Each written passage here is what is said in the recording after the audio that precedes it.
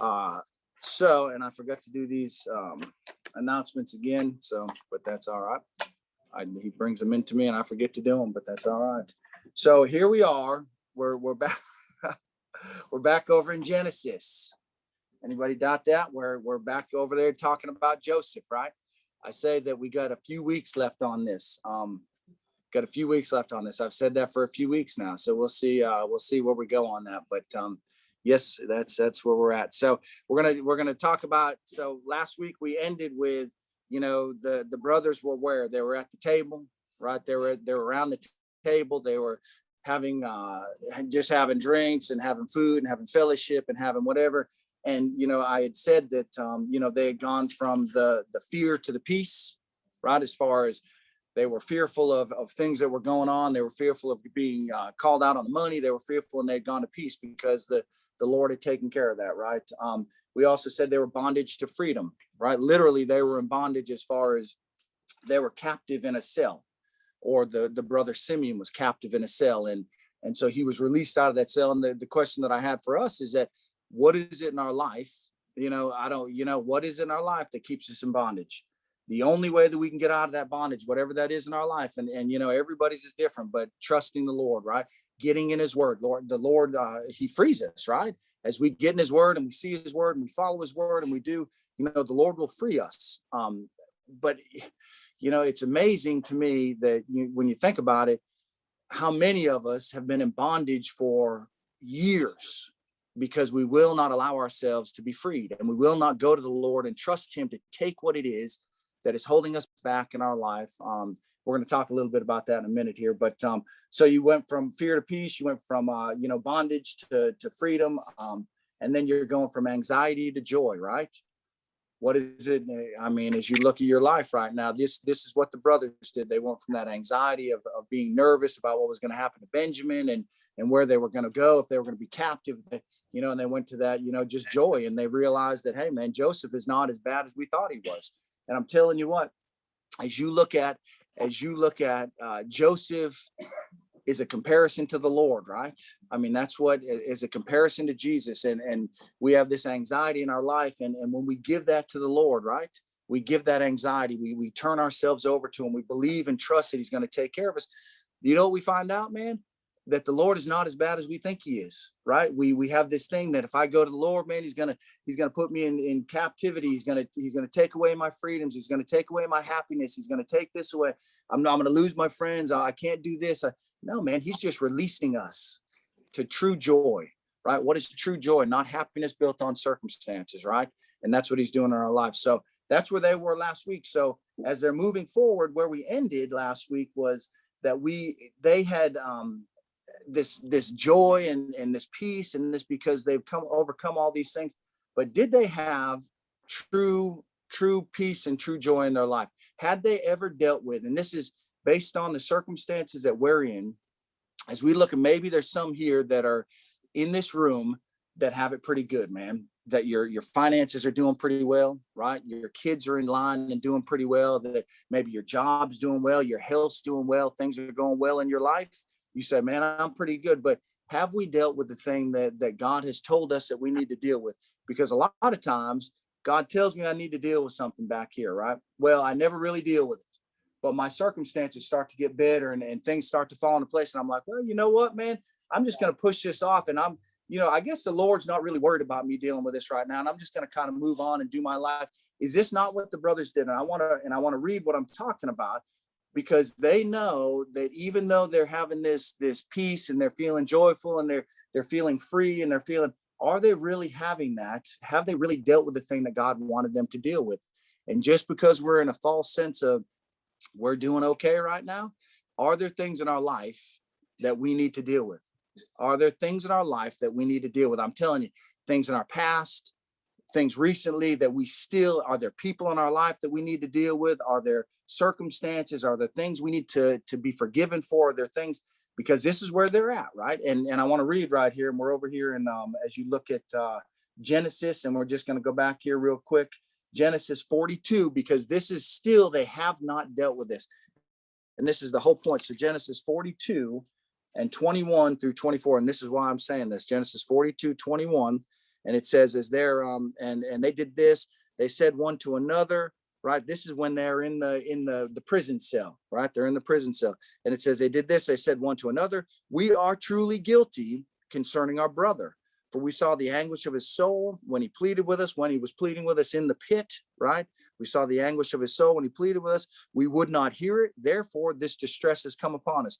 They're saying, therefore, we've been put in this prison cell. Therefore, we've been captivated. Therefore, we're put into bondage, right? And it says, and Reuben said and answered them and said, did I not speak to you, saying, do not sin against the boy, and you would not listen? Therefore, behold, his blood is now required of us. But they did not know that Joseph understood them. So the question is, they are now feeling better, right? They've now had a dinner around the table with Joseph. They've been married, they've eaten, they're getting ready to go home. Have they dealt with the sin, this sin that they know is in their life? Have they ever dealt with that? So do you think that sin's going to come back up in their life? Do the things that it doesn't matter just because I'm in a good place right now. The Lord's told me, Chad, you need to deal with some stuff in your life, and my circumstances got better. So I say, you know what, man? I don't really need to deal with that. And I move on, right? And that years you can be in bondage for that, with that person that you haven't made recompense with, that you haven't asked forgiveness for, that you haven't done whatever, right? And I'm going to read, and what we're going to study right here, the Lord just, and because what is let me ask you this question. What is our goal in our life? What, as far as the Lord is concerned, what is the goal for us? Is the goal for me to get a bigger house, more money, more influence? Salvation, relationship with the Lord, right?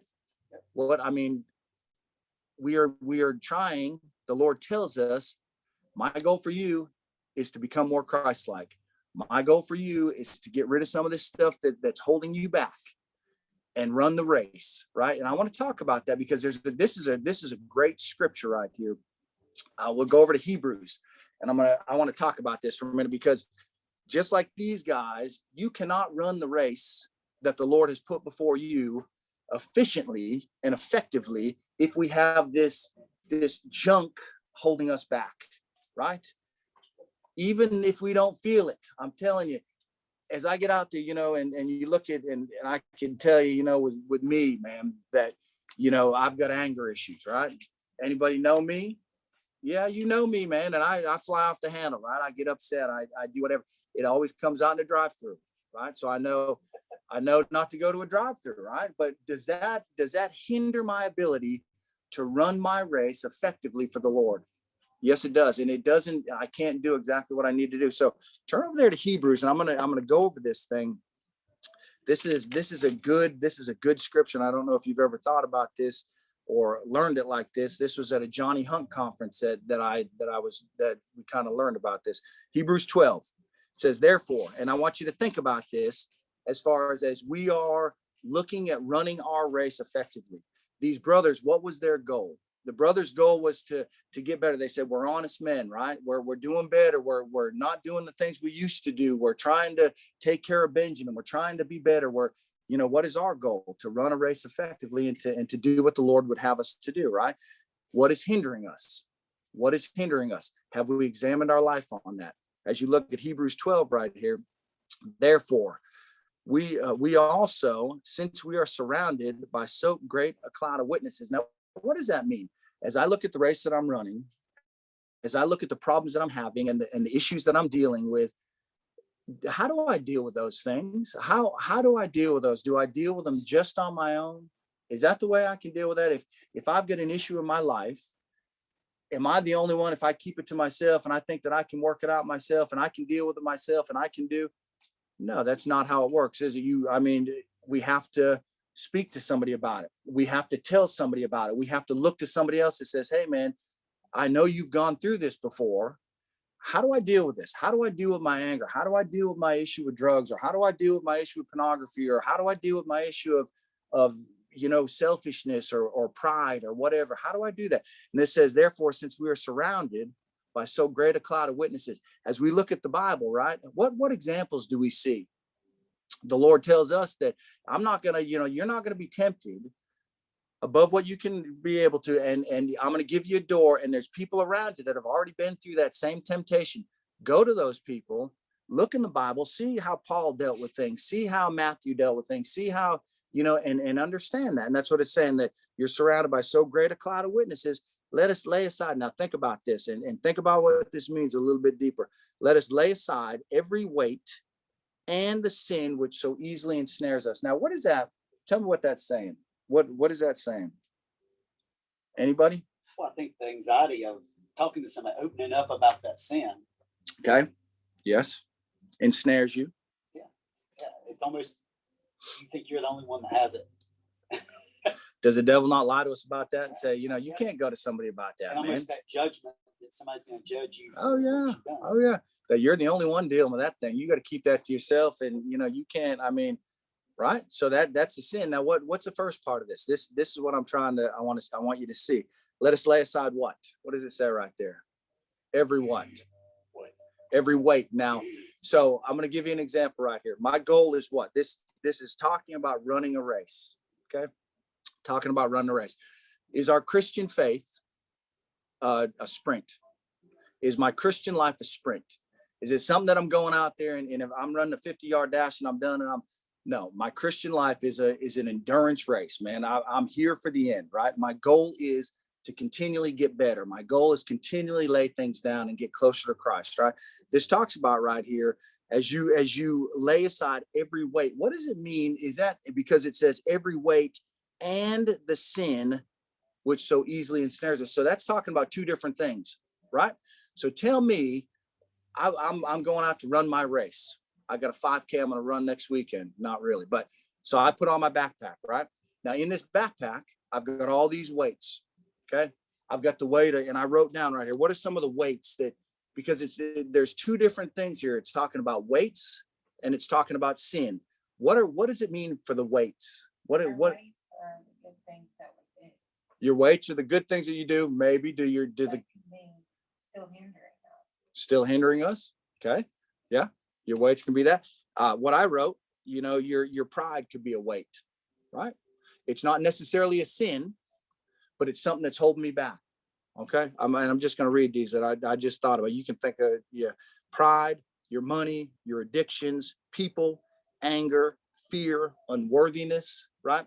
So I've got this anger issue, right? Well, it may not be a sin, but it's not pleasing to the Lord, right? I throw this 5-pound weight in this bag. That's my sin and my anger. I throw this unworthiness in there. I don't feel like I'm able. I throw these people that are dealing with me in my life and that aren't good in my life, but they're holding me back. And before you know it, man, I'm carrying a 50-pound backpack full of this stuff that I think is good stuff in my life. And then I go out to run this race, right? And as I'm going, I'm doing pretty good as I start this race. I'm feeling pretty good. Well, then all of a sudden I'm like, good night, man. This backpack is really weighing me back. Man, my job, I'm working 80 hours on my job right here, trying to buy things that I don't need, man. I'm dealing with these people in my life that are they're really not that good for me, but I don't want to cut them off, and I don't want to do whatever. I'm dealing with this thing in my past that says you're not worthy to do whatever. And all these weights in my life as I run my race for Christ are hindering me and pulling me back, right? What do we need to do with that stuff? And it says, and then on top of that, you've got the outright sin in your life, right? The 10 Commandments, it says, you shall not do this, you shall not do that, you shall, right? All those things are in that bag too. And I'm trying to go out there and be an effective Christian and run my race for the Lord effectively and do what he would have me to do, right? How far do I make it before I say, you know what, man? I've got a 100-pound backpack that I'm carrying on this race. I've made it. I've got a 20-mile race I need to make it. I've gone 1 mile and I'm like, you know what, man? Screw this, man. I'm done with this, man. I can't run this race. I've got too much junk, and I get out here in the world and I start doing my thing in the world. And I say, you know what? It's too hard to run that Christian race, man. It's too hard to do my thing there. Right. One thing at a time instead of trying to take on 20 things. Oh yeah. Like following cloud. One thing at a time. As I go and I, like for example, okay, I know that drive-throughs are not good for me. They get my anxiety up. They get my anger up. They get my issues up, right? So we pull into the drive-through, right? This is my backpack on, right? I'm trying to do my Christian job, right? I look at this line of cookout wraps around the building. I'm thinking, I'm going to do it, man. I'm going to try. And Sharon says, you know what, Chad, why don't we pull over here and go up to the drive-through window and walk up to the window and order at the window and get back? And I said, you know what, man, that's a good idea. We went up there, ordered at the window. I got back in my car, cruised out. Lord, you helped me with that one, right? Dealing with things effectively. You can take that weight out of your bag and say, here's my fear that I've been dealing with. Here's my addiction that I've been dealing with. Here's this person in my life that just is not good for me that I've been dealing with. I'm going to take that weight and I'm going to take it out of my bag. How much better am I going to run as I get a little bit further and I take another weight out of my bag, and I get a little further and I take another weight, and all of a sudden that weight on my back is not as heavy as it was before, right? And now I'm running my race more effectively, right? How are we doing in our lives? This tells us, it says that, lay aside every weight and the sin which so easily ensnares us. Let us run with endurance the race that is set before us. Man, why are we holding on to all these things of our past that are holding us back? Just like the brothers right here, they've got this thing that's in the past that they've dealt with Joseph, and they've done this and they've never dealt with that. And that's in their backpack. That keeps coming up. It keeps coming up. The Lord tells me what it is in our backpack, what it is in our life that continually comes up that we need to deal with. Dealing with that is going to the Lord, getting freed from that, giving it to him, laying it down at the altar, right? He says, lay it down right there and give it to me, right? Get rid of that thing, run your race more effectively. And I'm telling you, it'll do a whole lot better in your life. It says, let us, the race that is set before us. Now look right here. Now, what do I need to do? Because I can't do it on my own. I can't get rid of all that stuff on my own, right? It says, looking into Jesus, right? The author and the finisher of our faith. Who am I looking to when I'm doing that? As I'm giving things up, as I'm struggling through things, I'm looking to the Lord. It says, look, what did the Lord do for us? It says, looking to Jesus, the author and the finisher of our faith, who for the joy that was set before him, right? For the joy that was set before him. Was that fun for him to die on that cross? Was it fun for the Lord to come down here and to literally leave and separate from the Father and have to be ridiculed and have to be punished and have to be put through all that stuff because of us? No, it wasn't. But what does it say? For the joy that was set before him. Joy is different than happiness. Didn't make him happy to do that. He was joyful. Why? Because he knew the outcome, right? Why do we lay down the things that are in my bag to get closer to the Lord? For the joy of Christ, right? So that I got to stop worrying about what makes me happy. I think buying a big screen TV makes me happy. I think buying a new car makes me happy. I think hanging out at the bar or hanging out over here, I think all that stuff makes me happy. Let me tell you what, man, that is not true joy. That is a circumstance that hinders your walk and eventually, will shut you down. Material things mean nothing. They mean nothing. They hinder your walk. I'm telling you, my goal is to take off some of this stuff, make my life a little more easy, so you can follow, right? And it says that for the joy that was set before him, he endured the cross. He had to endure the cross for us, right? He had to take it because he was looking further than just right now. We've got to look further than where we're at right now. My life is not a sprint. My life is where I'm going. How do I want to be? What witness do I want to be? Who do I want to influence? Who do I want to, how do I want my kids to be? What do I want to do to my family? And this is, I endure the things that I'm enduring so that I can have a better outcome for other people, right? Not for my happiness, for the joy that is set before me. It says that endured the cross, despising the shame, and has sat down at the right hand of the throne of God. Looking to Jesus, who has sat down at the right hand of the throne of God, who is our intercessor, right? What does it mean to be an intercessor? One at the right hand that he looks at me and he says, man, Chad's a knucklehead down there. Let me tell you, Chad's a knucklehead, and Chad screwed this up, and Chad's done this, and God says, you know what? Let's take him out. And Jesus says, wait a minute, man. He's one of mine. You got grace, man. He's one of mine, man. He's covered in my blood. So when Jesus looks down at me, or when God looks down at me, he doesn't see me. He sees the blood of Christ covering me. And that's what intercession means. And that is the Lord that is up there saying, I know you screw up, man, but I'm telling you, you're one of mine, and you can do it, man. You can make it, right? You can run your race with joy. You can run your race with endurance. You can run your race for the righteousness of Christ to become more like me, right? And that's what we got to think about. And I'm just thinking, what is it, what is going to hold these brothers back, right? And it's this sin that's in their life that they've just kind of packed down. What is it in our life that is holding us down and packing us down and keeping us from being what we need to be, right? I mean, there's a lot of things in there, right? So as we move on, we don't know, right? We don't know what's going on. But once we get it now, once we understand this stuff, look over here at Romans 8, and I'm just going to read this and then we'll move on, okay? Romans 8, and this talks about, because what does the devil tell me? What does the devil tell me when I'm running my race? You'll be fine. You got it. You keep doing your thing, man. Don't worry about getting right. Don't worry about giving things up. Don't worry about you're okay. Or on the other hand, he says, man, you got this in your life.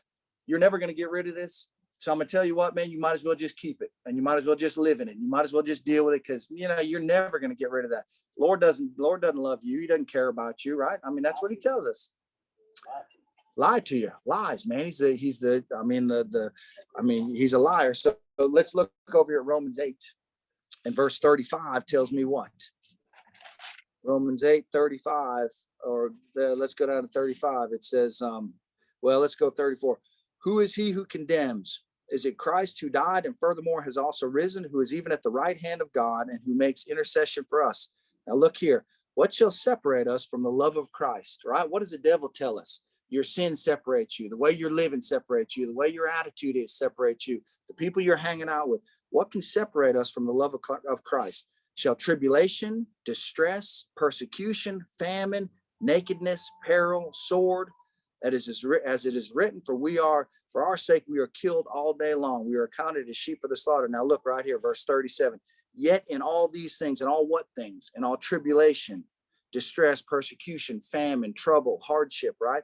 In all these things we are what? More than. You get that, man? More than conquerors. We can run the race that is set before us, not just go through it, just barely making it, right?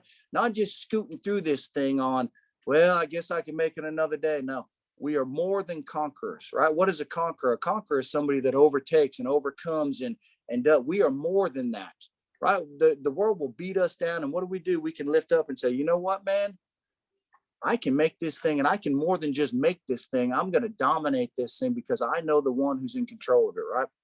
We are more than conquerors through him who loved us. For I am persuaded that neither death nor life, angels or principalities, powers or things present or things to come, height nor depth, nor any other created thing shall be able to separate us from the love of God, which is in Christ Jesus our Lord. There is nothing that can separate us from God's love. There is nothing that can separate us from God's protection, but we have to do our part, right? We have to do our part, and we have to set some of these weights down. We have to set some of these sins down. We have to look to the author and the finisher of our faith, and we need to go for this thing, man. Okay. And that's what these guys need to do, because if we don't, we will never get past the point where we're at. I'm telling you, you'll be stuck, and you'll live years and years and years never moving, never influencing, never helping, never changing, never doing anything. So let's move down here. So that's where we were. Now I'm just going to read here in chapter 43. Never thought I'd get to it, did you? Chapter 43 right here. And I'm just going to read these first three verses to us. Now the famine was severe in the land. Oh, I'm in the wrong section. You don't want to go back there, do you? 44. Yes, ma'am. Sorry. I was going to say, man, we're not going back to 43, man. We're past that, man. Chapter 44. It says, and he commanded the steward of his house. Okay, who commanded him? Joseph commanded him. Okay, these guys, these brothers, they're ready to roll, man. They've spent the night in the castle. They've had a good meal, man. They're better taken care of than they've been in for months, man. Right? They're fed better. They're feeling better. They're doing better, right? But they still haven't dealt with the sin in their life, man. So this is just circumstances. I'm telling you. And it says that as he commanded the steward of his house, saying, fill the men's sacks with food, and as much as they can carry. Put each man's money in the mouth of his sack. Also put my cup, the silver cup, in the mouth of the sack of the youngest, and his grain money. Okay. So he did according to the word Joseph had spoken. Okay. So they head out. They're getting ready to head out. He says, man, fill their sacks up with grain, man, as much as they can carry. put money in there, the money that they brought, back before that caused all the issues with them or all the anxiety with them, and take my silver cup. Now, which silver cup is this? This is a silver cup that he used at the dinner table. This is a silver cup that shows authority, that shows privilege, that shows this is his cup. And he says, put that in the youngest one, put that in Benjamin's sack. Okay, as they're going out. We're going to talk about that in a minute. So here we go. So they get up. Now let's look down here in verse 4. It said, when they had gone out of the city and were not yet far off, Joseph said to his steward. So here we go. We're into another section right here. These guys are doing what? They're confident, man. They've made it out. They've left. Their sacks are full. They're going home. They have Benjamin. They have Simeon. They have money. They have grain. They have everything, man. They're feeling good. Man, we just had a dinner with the king, man.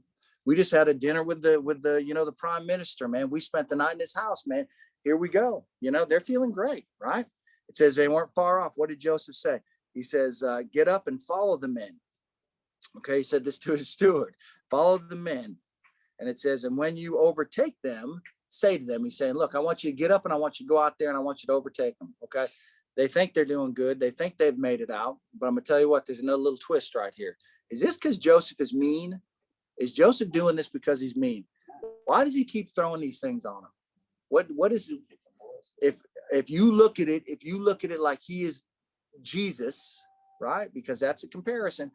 Why is he doing things to him? Why does he want them to see if they're really changed, right? To see where they're at, to see, listen, and I'm telling you, I keep going back to this, but the sin that we have in our life, the thing that God is saying to me, Chad, you need to get rid of this. You need to get this out of your life. And I'm going to keep coming back to you, and I'm not going to let you go until you get rid of this thing that's in your life. They have not confessed about what they did to Joseph. They know they're guilty for it. They know it, but they've just put it off, right? They haven't confessed it. They haven't confessed to the Father. There's this thing sitting in their life. And Joseph saying, look, my goal is not to make you happy and you feel good and the Lord saying to us, my goal is not to make you happy and feel good and well off. My goal is for you to be more righteous. My goal is for you to deal with the stuff that's in your life so that you can move on and do something better for me, right? That you can go on and be a witness for me, that you can be an example for me. That's Jesus' goal in our life, right? And that's Joseph's goal in their life. So when the Lord puts things on us, right, tests us with things, puts things in our life that make it difficult for us, what do we say about, oh, Lord, why are you doing? I get out there, man, break things, man. I'm stupid. I'm just telling you, I'd get out there and, you got an umbrella out there. We had the other day, man, one of these big old umbrellas, the things that are on the deck, that thing, the wind takes it out, man. I'm already having a bad day, man. And so that it blows out of the thing and it lands in the yard and I go to grab it, man. It's flailing around and I'm getting fired up, man. And I'm like, Lord, why are you doing this to me, man? Don't you know I'm already having a bad day? I flipped that thing over, man, and broke it in about 4 plays, man. Stomped it, broke it, twisted it. Sharon's looking out the window and like, you're an idiot, man. Why are you doing that, man? But we focus on those bad things. That consumes us. Consumes us. And I'm saying the whole time, Lord, why are you doing this to me, man? Why don't you know I'm trying to serve you and I'm trying to do? And Lord saying, that is exactly the thing, that anger right there. That is exactly why I'm doing that, because I want you to get rid of that and learn to deal with that more appropriately. Because my kids are looking out the window at me. My neighbor's looking out the window. My wife's looking out. But what is this idiot, man? He's teaching a Bible study. What is going on with him, man? Does he believe what he's teaching, right? Right. And that's where we're at, right? So he says, this is why Joseph keeps on this thing. He's going to deal with it until he gets it, man. He's going to do, and the Lord is going to deal with us until we get it. And then when you deal with that thing, guess what? He's going to deal with the next thing. This is a race of endurance, man. This is a race of righteousness. This is a race to get more like Christ, right? What is Christ? Sinless. We going to get there? No, but he's going to get us as close as we can. Okay. So here we go. So he says, I want you to overtake them and say to them, why have you repaid evil for good? Is not this the one from which my Lord drinks and with which indeed he practices divination? You have done evil in his doing. So he's going to overtake them. Okay. and these guys are just floating around, man. They're good, man. They're headed home. They got no issues. They're just floating home, man. They're like, we made it. We got sacks full. Dad's going to be happy. We're going to be, health. We're good, man. Right. And all of a sudden this guy's coming up to him and he's going to overtake him. And he say, why are you repaying evil for good, man? Haven't we all done this good to you? Didn't we have you in the palace, man? Didn't we take care of you? Aren't your sacks full of grain? Why have you? And they're like, what, man? I don't know what you're talking about. Right. That's what he's going to say. Now, when you think about the repaying evil for good, right? What is that? How do we deal with that in our lives? You ever been paid? And I gotta say, when you look at this, repaying evil for good or good for evil, when somebody, you do good to somebody, right? I've helped you out. I've given you this. I've loved you. I've taken care of whatever it is. And they turn around and stab you in the back, right? You ever been there? Stick you, rip you off, steal from you, whatever it is. How do we deal with that? Right? What do we do? And I want you to read right here. Romans 12. Let's read right here, because what are we supposed to do? Right? What are we supposed to do? Forgive, right? How do we deal with when somebody does us wrong? Because is that not something that hinders our walk with Christ? Sure. When somebody does me wrong? Yeah. It's that resentment. It's look, you're not going to do me wrong, man. I'll tell you what, man. You don't deserve forgiveness for this. You think you're, whatever. I've tried to help you, man. Now look over at Romans 12 and 17. Right. And this says Romans 12, 17. And this is what we need to do as we look at this, repaying evil for good, or how are we doing in our life when somebody does us wrong?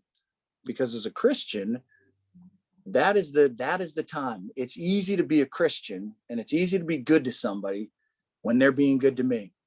Right? When somebody's, hey man, you're lending me this, you're helping me here. I'm as loving as you can be. But when I give you something and I help you and do something and you stick me in the back, man, you talk about me, you do whatever. How do I deal then? That's when your true colors come out, right? I don't mean to be looking over here at Randy. I'm just looking around the bend over here. I'm not staring. Anyway, so you got right here, Romans 12, 17. Look, it says, repay no one. Okay. Repay no one evil for evil. Have regard for good things in the sight of all men. Okay. And it says, if it is possible. Now this, you've got to get a hold of this. I've got to get a hold of this. Okay. If it is possible, as much as depends on who? On them? On the other person? No, as much as depends on you, on me. Right. It says, as much as depends on you, live peaceably with all men. Okay. It says, beloved, do not avenge yourselves. Do not avenge yourselves. Do not go out and try to get revenge on somebody for what they've done to you. Okay. It says, but rather give place to wrath, for it is written, vengeance is mine, I will repay, says the Lord. Who is the one that is the ultimate judge? God. Who is the one that's going to avenge me as I'm living for him? That's right. I don't need to go out and stick this person. I don't need to go out and beat this person up. I don't need to make this person feel bad. Hammer them on Facebook or whatever social media sites you have, man, because that's what people are doing now, right? It says, if your enemy is hungry, right, instead of giving them evil, it says, if your enemy is hungry, feed him. If he is thirsty, give him a drink. For in doing so, you will heap coals of fire on his head. Do not overcome by evil, but overcome evil with good. I'm telling you, that is something that we need to learn as a Christian. That if somebody does me wrong, and I'm telling you, is that hard to do? How hard is that for me to do? This world, this society we're in now is so hard. It's terrible. Because you want to justify your actions. You want to. I want you to know about it. Yep. I'm going to get back at you. I'm not going to let that fly, man. But that's not what we're supposed to do, right? That's not, and this is these brothers right here. Joseph is saying, man, you did me. Now, is he talking about? You're going to see right here as you move on right there. He's talking about something different than he's just throwing that out there to him. Okay, he's throwing them out there. But as you look on, let's move on. So he says, why have you done evil for good, right? And he says, and then this is the next thing. Is not this the one from? Now he's just speaking this to his steward. Okay, he's just speaking it. the steward is going to say this all to the brothers, but this is what Joseph's telling them, because this makes a difference right here. It says, is this not the one from which my Lord drinks, right? This is the cup that he had when we were at the dinner table at the banquet. This is the one he's drinking from. Now look what else he says. And with which he indeed practices divination. You have done evil and so doing. What does that mean? Does anybody know what that means? What divination? Okay, that is, I'm taking this cup, and this is a cup that I can do kind of sorcery with, or witchcraft with, or a fortune tell with, or figure out the future with. And this is back in the Egyptian, they did that. They practiced sorcery, and they could get into this thing, and they could figure out, hey man, the future. And they go to these different, things, and they do this in this cup, right? Does God allow that? Does God allow that for us to practice sorcery, witchcraft, go to fortune tellers, do all that stuff? No, Lord doesn't want that, right? So why is Joseph saying that? Did Joseph really use this cup for divination? Did he? Most likely not. There's nowhere in the Bible. So why would he say this? Because you see up here when he says to his servant the first time, if he really practiced this and used this cup as that, he would have said, look, put my cup of divination in the sack. But he didn't. He just said, put my silver cup, because that's what the steward knows it as. He says this as divination. Remember we talked about last week how everything comes together. He put all of the brothers in order of their age, right? He's not supposed to know who they are. That's a 1 in 40 million chance that he could do that, right? These brothers are looking at themselves astonished at how is he doing that? Well, now he's saying, don't you know that's the cup of divination? Don't you know that I know all things? Don't you know that I know? He's saying this because he is trying to get them to what? He wants the brothers to what? He wants them to confess. He wants them to confess. And he doesn't want to, as they confess, right? He doesn't want them to hold things back in their heart and not tell him the whole truth. And what he's saying, he said, look, I know it all anyway. You know that I practice divination. You know that I know everything. You know that I already know what's in your heart. So don't hold anything back and try to lie to me about this, or try to do whatever, right? You better tell me the whole truth, right? How do we do that with our kids, right? Don't we do the same thing with our kids? Joseph, he knew it, but he didn't know everything in their life, right? But he said, I know everything about you because I practice this divination, and I know I'm in touch with the spirit, all this stuff, right? Same thing we tell our kids, man. Where were you at last night? Oh yeah, don't lie to me, man. I know where you were at, man. And I'm looking at the whatever that link is that we have on their phone that tracks their phone, right? 360, Life 360, man. I can see where they've been. I'm like, weren't you over here? They're like, how do you know that, man? How do you? And I'm like, I know everything, man. So you better confess it on. They're like, all right, well, I went over here to this party and I did it. Well, you shouldn't have told me that. Now I'm gonna bust your tail, man. Because that's the same thing Joseph's doing. He's right. I mean, that's where we're at in that thing. And that's what he's doing right here. He's saying, don't you know that I practice divination? Not that he actually did that, right? But he's trying to get them to confess, just like the Lord's trying to say to us, look, Chad, I know what you're doing. There's no need to keep this stuff in the back room right here, to keep this door closed and open everything else up, because I know what you're doing, right? And I need you to confess it to me, right? That's what he's trying to get to. And it says, so he overtook them, okay? So as he's riding, he overtook them. This is a steward. And he spoke to them, saying these same words. This is verse 6. And now in verse 7, it says, and they said to him, now I want you to think about this, okay? As you look at verse 7 right here. Let's read it. They said to him, after he says, why did you repay evil for good? Why'd you take this cup of divination? Don't you know what I do with this thing? Don't you know I know everything? And he says, he overtook them, and he said that to him, and they say, why does my Lord say these words? Far be it from us that your servant should do such a thing. So what are they? They are saying they don't know what's going on, man. They're like, they really don't know, because they don't know that they stole the cup, man, or they don't know the cup's in the sack. They don't know anything that's going on. And they're like, why would we do this thing? Why would we? And they're really saying, I would never, right? I would never do that thing. That's what they're saying right here. Saying, far be it from your servants that we should do such a thing. They're all getting together, right? And they're all saying this. Now, what about in your life? And how can you put this in your life? That when something goes on, or you look at, somebody else's kids and they're doing something, you say, man, I would never let my kids do that, man.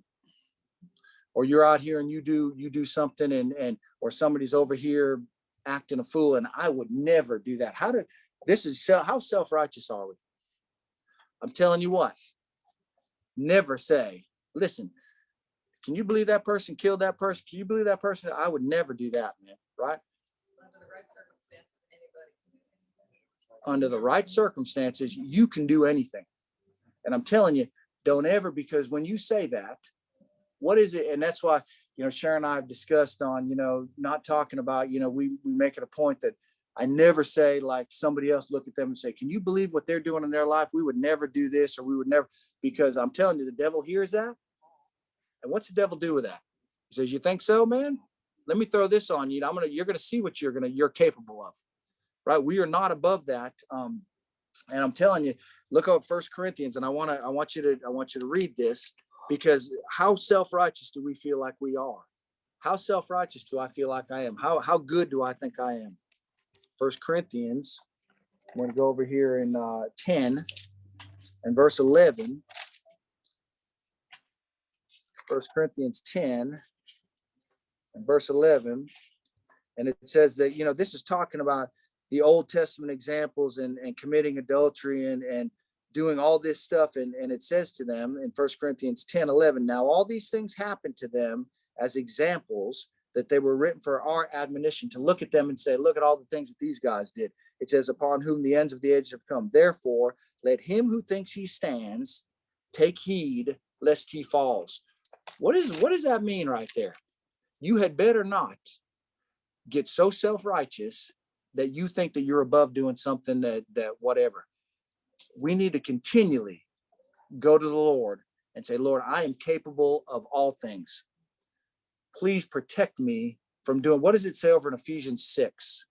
Anybody know what it talks about in Ephesians 6? The armor of God. That says, look, man, put on the armor of God. We don't have time to go there, but put on the armor of God, because what? That protects me against the what? The wiles, the conniving, or conniving, and the things of the devil, right?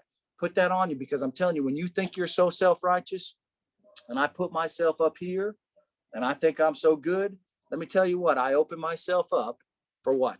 For the devil to stick me. I take my faith and put it in me and take it off of Christ. Isn't that what these guys are doing? These guys are, they're feeling good. They've had dinner with the king, or the prime minister. Their sacks are full. They have all their family. They're feeling good. And they're saying, I'd never do this, man. Well, let me tell you what, man, you better back up and think about that, because there's a lot of things that you do unless I keep my eyes on Christ. As I put my eyes on me and I focus on me, I'm telling you, I'm capable of doing all kinds of things, right? I was talking last night to building this chicken coop, right? What I built a long time ago. So we had some friends over last night, man, and we took her up to the chicken coop, man, and she looked at this thing and she said, how many cuss words you said building this thing, man? And I said, well, maybe a few, man. And you're never so self-righteous that you say, man, I'm above that. You might as well confess it, right? You might as well be there. And that's what he's saying right there. Put on the armor of God. Don't get too cocky in what you're doing, right? Don't get too cocky in what you're doing. And it's being conscious of what you're doing, conscious of your surroundings. Yes. Somebody's always watching. And tell me what, as a Christian, they want to see you mess up. Absolutely. I remember Billy Graham story. He would always never get in a car or an elevator, right, with by himself with another with a lady, with a woman. He would never put himself in that situation. That's right. And I've made that same thing. I don't do the same thing with my wife. I don't get in a car with another lady. I don't, because it's just not, because you don't know what you do. Let me tell you, you don't know what you would do, right? You think you're self-righteous, and you do not know, man. And you need to put those guards up in place. And we need to stop judging other people and saying, look, can you believe what they're doing? Man, I'm better than that, man. I'm better than you are, man. Huh? Like even the perception of it, there's a lot of situations where Chad and I, it'd be very appropriate for us to ride together in a car with somebody else, and he trusts me, I trust him, but somebody else sees me driving down the road with some dude, And all of a sudden, Right. I mean, See your wife or something. yeah, I mean, I'm telling you, you don't know what you would do. So you need to put guards in place and never say that you'd never do certain things.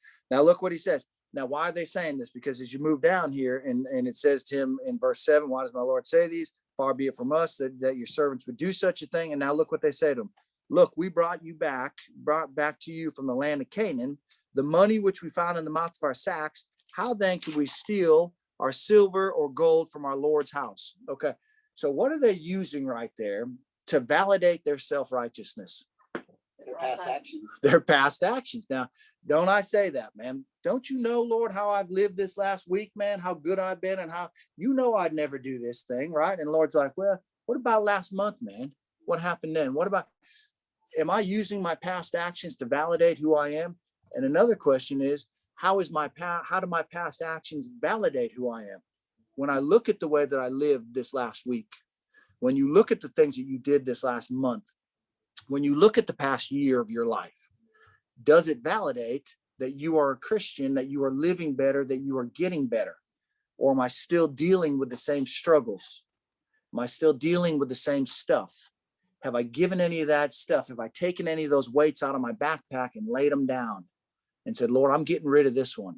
And every time I have a temptation, or every time I have a struggle with that, or every time whatever, I'm going to come back to you and I'm going to go back to that altar. And that's why they say, when you make a commitment to the Lord, right, put a stake in the ground, man, and remember it, right, that I went up to the altar on this day, at this time, I confess these sins. I've given these up to the Lord and I'm done with them. And when that comes back up in your life, you go back to and you say, on this day, at this time, I gave that crap up, man, and I'm not going to do it again. Lord, give me the strength to stand firm in that thing and believe where I was at. If we don't, right, then where you at, man? You're just floating around doing it on yourself, right? Same thing when you're going out the door, and this is a stupid example, but man, when I leave to go to the beach or do something like that, right, I go around, I turn off all the things in my house, right, my whatever, the lights and everything. Then I say to myself, as I'm walking around the house, man, stove's off, man, fireplace is off, this light's off, front door's locked. Then when I'm driving down the road and the devil comes to me and says, did you leave the stove on, man? Did you leave the refrigerator open? And I can think to myself, nope, I remember right here when I said to myself, refrigerator shut, stove is off. Same thing in your life, man. When the devil comes to you and says, man, pick this temptation back up. You can have that drink. You can go out and have this anger. You can go over here and ride with this person. And he said, nope, man, on this day, at this time, I gave that up, man. And Lord, you give me the strength to follow through with the decision I made and to move forward on that thing, right? And that's what we need to do. I'm telling you, that's good, man. And we cannot do it on our own, right? We can't do it on our own. We've got to trust God that he is in control of our life. And that's what it's saying right there. They're using those past things in their life to validate how good they are. None of us are good. No, not one, right? All have sinned. All have come short of God's glory, man. Don't validate yourself. My goodness comes from Christ.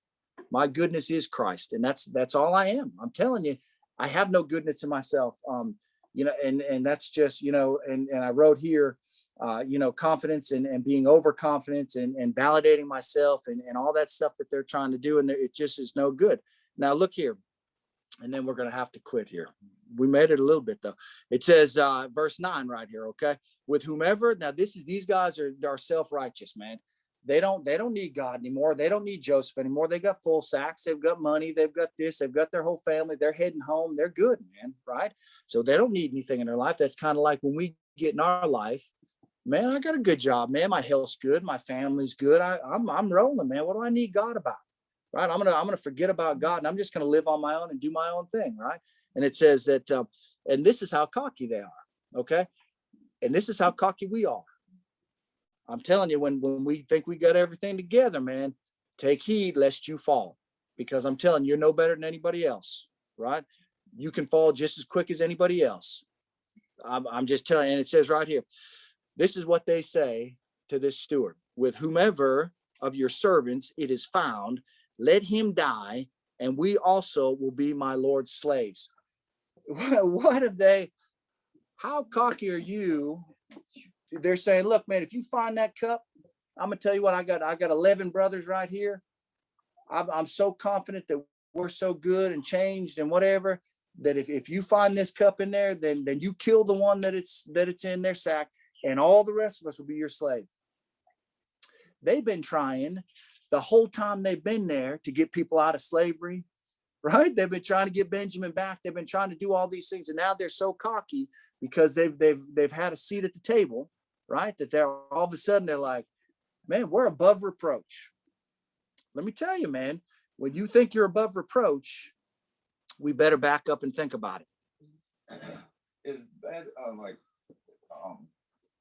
what you were just talking about, the perception, type things, not to put yourself, is that a biblical, or is that more of, is there a biblical precedence for it, or is that more of just like personal? What? Putting yourself in like the perception. The Bible tells us don't even take on the appearance of sin. That's what the Bible tells us. So that is, yes, that is a perception. If I'm out here hanging out with a lady that is not my wife at the bar, and I'm saying her and I are going witnessing, we just happen to be out at the bar, right? Really, man, I might be doing that, but that's a perception of sin, right? That's a perception. Man, you need to take heed on that, right? I mean, yeah, what's going on in your life? Why are you doing that, man? If I'm hanging out at a drug dealer's house, man, and I'm trying to witness to him out there by myself, man, someone's gonna say, really? No, I was out there witnessing, man. No, really, man, you really weren't. Take 2 or 3 people with you. Perception of sin in your life, right? Change it in your life. Live for the Lord. Anyway, so they say this is how cocky, and really we'll quit here, but it says, with whomever your servant is found, let him die, man. Just go ahead and kill him, man. And we will also be my Lord's slaves, right? This is now, and we're going to end here. Let's turn over to Ecclesiastes.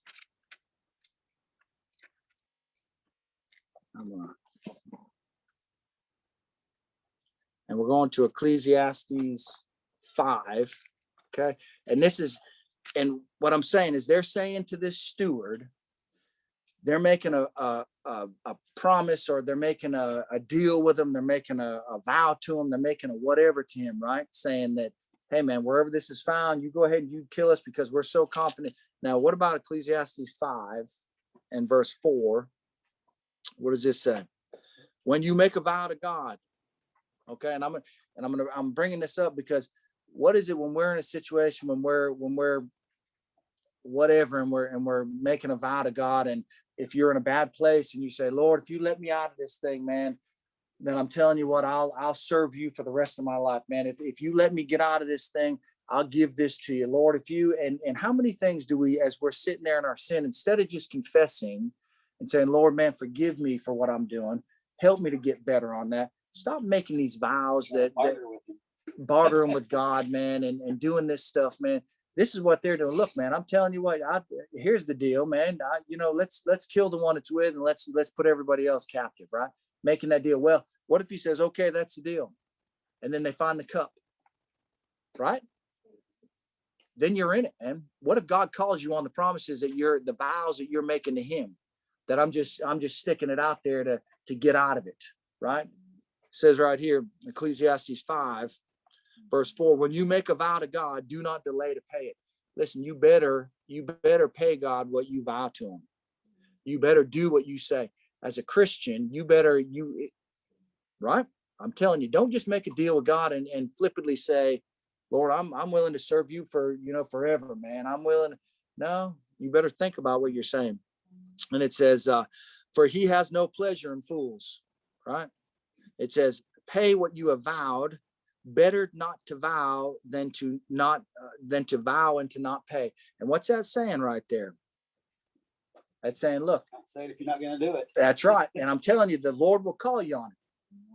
That I think that I can just go out there and say, Lord, whatever promises we're making to the Lord that we don't intend to do, that we don't intend to follow through with, right? And we do it with the church and with people in our lives, man. The same thing. Say nothing about God, but what about